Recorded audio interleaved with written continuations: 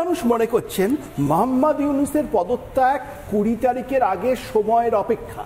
এবার বাংলাদেশের যে পরিস্থিতি, লাগাম ছাড়া মূল্যবৃদ্ধি, এদিকে রোহিঙ্গারা ঢুকছে, ওদিকে গার্মেন্টস ইন্ডাস্ট্রি, চাকরি বাকরির সুযোগ, রোজগারের সুযোগ ভেঙে পড়ছে, সেখানে একটা গণবিপ্লব হওয়ার সম্ভাবনা আছে বাংলাদেশে, আবার একটা গণবিপ্লব বা প্রতিবিপ্লব হওয়ার সম্ভাবনা আছে।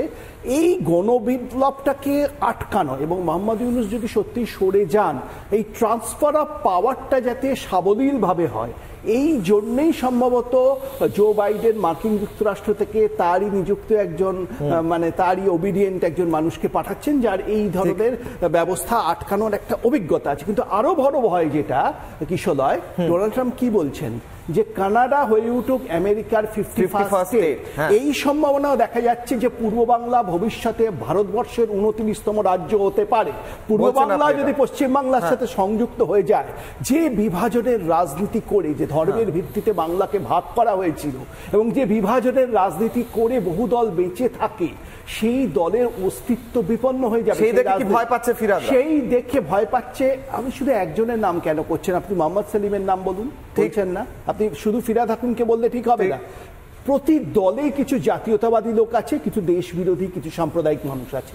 এই সাম্প্রদায়িক যে মানুষগুলো, তিনি ফিরাদ হাকিম হোক কি মোহাম্মদ সেলিম হোক কি কংগ্রেসের কোনো নেতা হন কি বিজেপির মধ্যেও থাকতে পারেন, তারা আতঙ্কিত হয়ে যাচ্ছেন। আচ্ছা, মোহাম্মদ সেলিমের বাইকটা একবার শোনাই, আবার আসি, একবার শুনবো মোহাম্মদ সেলিম কি বলেছেন, কি বিষয়। গত 40 বছর ধরে অনুপ্রবেশ, এই যে ওরা বলে গরু পাচার, সব বিভিন্ন স্মাগলিং, তাহলে আসলে সীমানায় বিজেপি আর তৃণমূলের মধ্যে কোনো সীমানা নেই, লুটেরাদের রাজত্ব। আমি জানি উত্তর চব্বিশ পরগনা গরু পাচারের সবচেয়ে বড় কাণ্ড যে করে, সে যেহেতু আমি নাম ধরে বলতে পারি, বিরোধী দলের নেতাকে টাকা দিয়েছে, এই জন্য সে সিবিআই থেকে এখন বাইরে আছে। কারণ তৃণমূল একা ভাগ পেত, এখন বিজেপি তৃণমূল দুজনই ভাগ পাচ্ছে।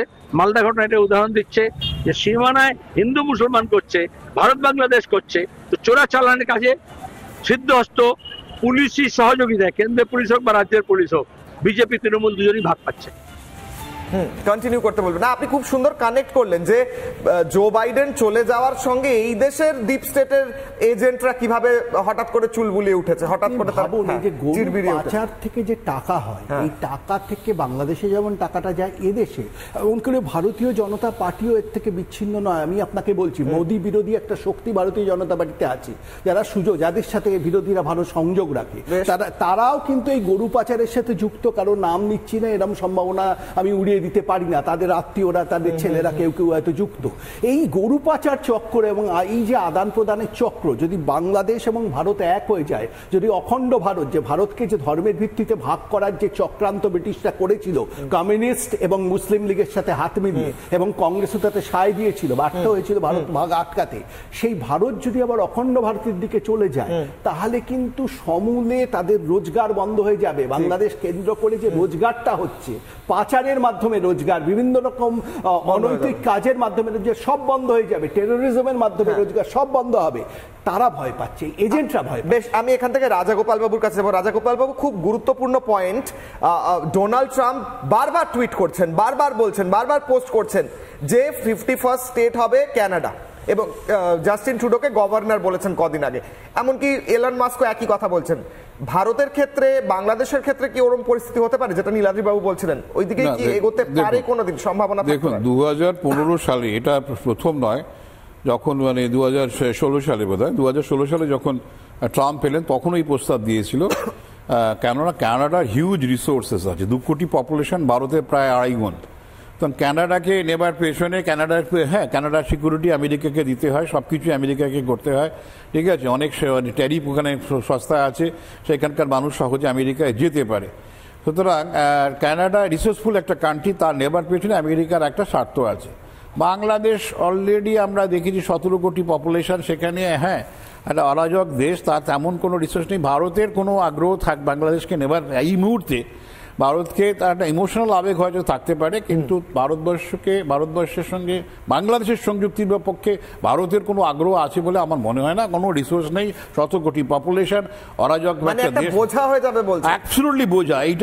এই সময় বাংলাদেশকে নেবার পেছনে আমার মনে হয় না যে ভারতের কোনো ধরনের ইন্টারেস্ট এখানে আছে বা থাকবে। কিন্তু রাজাগোপাল বাবু, আমার প্রশ্ন হচ্ছে কট্টর ইসলামপন্থী মানে যেটা হচ্ছে র্যাডিক্যাল ইসলাম বলে সেইটার রাইজ রোখার জন্য, সেটার উত্থান রোখার জন্য এবং ভারতের মধ্যে অশান্তি আটকানোর জন্য স্টেপ কি, অ্যাকশন কি? বাংলাদেশে তো প্রতিদিন উত্থান হচ্ছে, প্রতিদিন নতুন একটা করে সন্ত্রাসবাদীকে ছাড়ছে, প্রতিদিন সন্ত্রাসবাদীরা রাস্তায় ঘুরে বেড়াচ্ছে।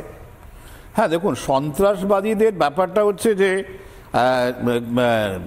কড়া অ্যাকশন, আপনাকে যদি কড়া অ্যাকশন যদি আপনি নিতে না পারেন, পানিশমেন্ট আপনাকে দিতেই হবে।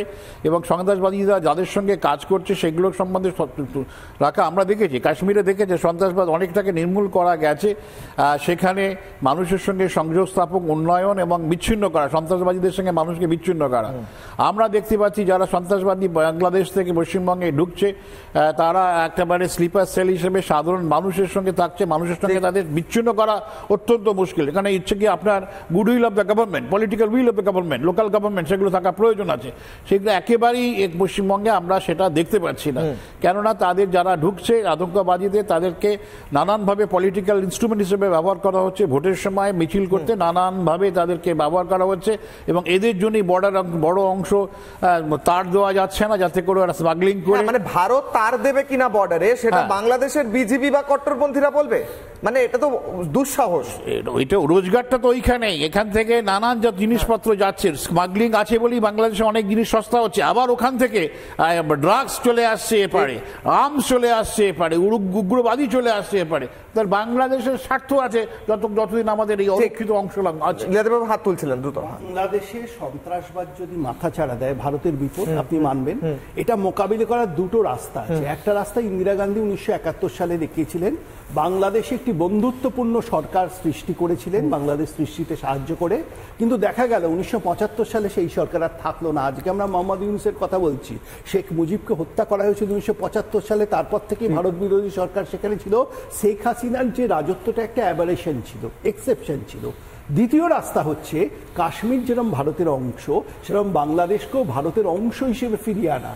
সুতরাং কোন রাষ্ট্রটা দীর্ঘস্থায়ী এটা আমাদের ভাবতে হবে। ভারত কি বারবার গিয়ে বাংলাদেশে ধরুন একটা নতুন বন্ধুত্বপূর্ণ সরকার হলো, যে দলেরই সরকার হোক না কেন, গণতান্ত্রিক সরকার হলো, আবার উগ্রবাদীরা ক্ষমতা দখল করলো। তার থেকেই উগ্রবাদীদের ভারতবর্ষের নিয়ন্ত্রণে নিয়ে আসা এবং তার ফলে সেখানে শান্তির রাজত্ব, ঠিক যেভাবে কাশ্মীরে আজকে ভারতীয় জনতা পার্টির সরকার কায়েম করতে পেরেছে, অর্থনৈতিক সমৃদ্ধির পথে বাংলাদেশকে নিয়ে যাওয়া, এই সম্ভাবনাটা আমার মনে হয় অনেক বেশি প্রবল। এটাই হচ্ছে ইতিহাসের ভবিতব্য। ঠিক এখান থেকে আমি আসবো, একটা ছোট্ট বিরতির পর আবার আসবো আলোচনায়, 1 মিনিট করে সময় পাবো। আমি এখান থেকে প্রশ্ন করব, যেটা খুব গুরুত্বপূর্ণ পয়েন্ট তুলেছেন, যে এই কট্টরবাদ, ইসলাম কট্টরবাদ বা মৌলবাদ, সেটাকে রোখার পথ কি? বাংলাদেশকে ভারতের অংশ করে নেওয়া, নাকি বাংলাদেশকে বাংলাদেশের মতো রেখে সেই কট্টরবাদকে অন্যভাবে মোকাবিলা করা? সেই নিয়ে আলোচনায় আসবো ছোট্ট বিরতির পর।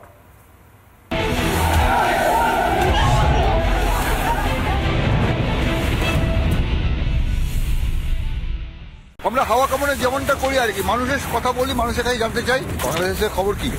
তাদের অবস্থা দুর্বিষ, বাইরে থেকে বেরোতে পারছে না। সকলেই বলছে বাংলাদেশে একটা ঠিকঠাক ওষুধ দেওয়া দরকার।